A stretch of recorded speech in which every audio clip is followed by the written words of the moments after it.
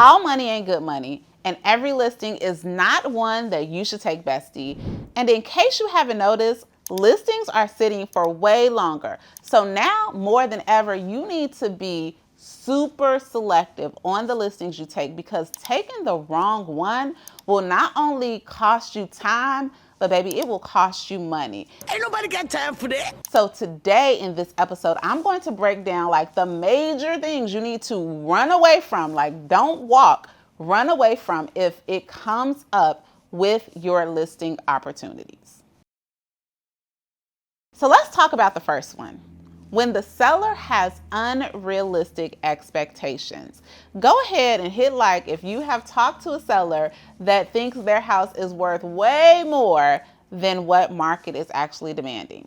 And this is why I'm telling you straight up, I see too many instances where the agents are afraid to have honest conversations with their seller clients about what they can really expect in market. And this is why, friends, you have to do a really good job of asking questions, because sometimes you may not be really clear on what the seller is expecting because the right questions weren't asked.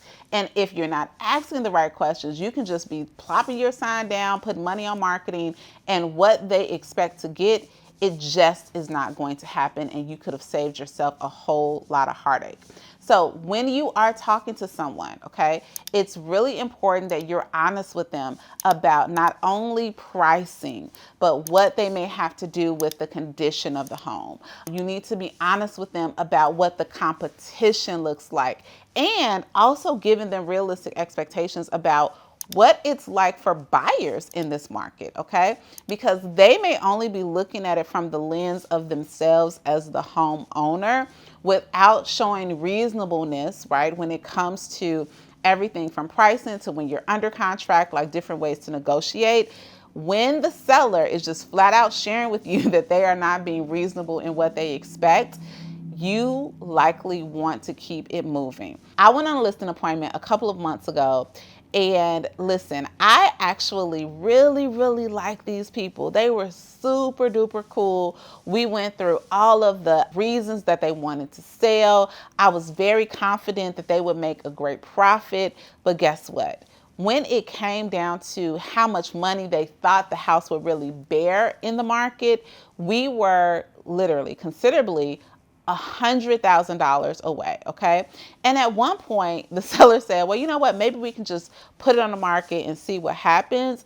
And that to me was like a kiss of death, okay? Because what would happen is that their expectation was up here, the reality of market was down here, and in the middle would have been all my dollars, marketing and all my energy trying to get the home sold at a price that just would not make sense. And I could already tell that they wouldn't have been willing to budge. So when you are having these initial conversations and you're getting an inkling that what they are expecting to happen is not likely to happen, I'm going to encourage you to back up. Now, this is one thing that I will say though, is that still follow up, still stay in contact with them, because they may not go with another agent. They may not put the house on the market right away. And sometimes you just need to give them time to self-discover and understand that you weren't just blowing smoke up their butts, but you were actually giving them honest and open feedback on what they can expect during the selling process. So I'm not saying if they were unrealistic at one point that they won't come around, but what I don't want you to do is to start signing listing agreements, start, putting your dollars and your energy behind something that honestly isn't going to go anywhere because you are not on the same page. So yes, if they have unrealistic expectations, you want to keep it right on moving. Here's the next thing I want you to look out for. And this one applies to sellers for sure, but honestly, it can apply to any client that you're working with. When there is a lack of trust or poor communication, yeah, you literally want to keep going and not take that listing. I actually had an instance a couple of weeks ago where it was the reverse. I was a listing agent and there was a buyer's agent. They put an offer in on our property, but there were just some reasons that my sellers didn't accept it at that time. Me and the buyer agent had a really, really good conversation. I told her I would keep her updated. They needed to actually get through a contingency before we would accept their offer. Well, guess what? Her client emailed me directly and copied her, and it was just like written all over there that the buyer did not trust that their agent was communicating well on their behalf. And honestly, that agent was, okay? And this happens a lot of times with our listings, right? If the seller does not trust what you want to do for marketing, if they're pushing back everything that you're thinking for pricing, if you feel like you are just like struggling, it's one thing to show your value and to show them that you are the right person for the job. But after that, they have to trust that you are going to be the professional and you are there to lead them and guide them. And if they are not extending that professional courtesy to you, and you can just see that this is going to be one of those transactions that are going to drag you from start to finish, then yes, you need to probably let it go and let somebody else deal with the headache. I have definitely been in scenarios like that before where I could tell that this is going to be someone who is going to want to micromanage me, and that is not a great position to be in. But now I will say this, because I do want to play devil's advocate, right? Communication and respect goes two ways. So a lot of times I see agents struggling with their sellers because as an agent, we are not communicating as much, as often, and as effectively as we can. So I don't want you to confuse what I'm saying and just blaming your seller, right, for having poor communication and not respecting how you work professionally when they legit are asking questions because you're not keeping them updated. So make sure that they clearly understand, how are you going to communicate feedback from showings? How are you going to communicate feedback from open houses? What can they expect from how you're marketing the property? But if you have somebody who literally wants to put the hammer down on you, they want to call you 11 o'clock at night, they just don't want to respect you, they're going to show you those signs early on. And imagine, it's like dating, okay? It's somebody listening to me right now, you dating a guy and you yeah, I saw this foolishness the first date and I should have left then, but you stayed in it just a little bit too long. And this is leave him too, by the way. But this is the same silliness that you can experience with sellers. And when you already see just kind of that power struggle and it's not serving you and ultimately it's not going to serve them, then that is when you want to chuck the deuces, okay? And I teach different ways of how to part amicably and say, hey, I might not be the best fit in order to sell your home. But trust me, you want to cut your losses. And real quick, besties, if any of this, if you're okay, Rosemary, you are speaking my language, let me tell you about this really cool thing that we're doing for the besties, April 21st through the 25th. We are having Sneak Peek Week. And Sneak Peek Week, you will have an all-access pass to what it looks like to coach with me in Bestie Accelerator coaching for less than what you are spending at Starbucks in a week. So head on over to rosemarylewis.com/sneak peek, and trust me, you want to get in on this direct coaching with myself, hang out with the besties, and you're going to get all nuggets like this on a daily basis during Sneak Peek Week. Here's the third reason that you are going to want to walk away and not take a listing is that if the house has any title or legal issues, yeah, it is not going to work out. Now, this is another one where it just might be about timing, okay? And you may have to stay in contact with the sellers and even provide assistance in helping them get these things worked out.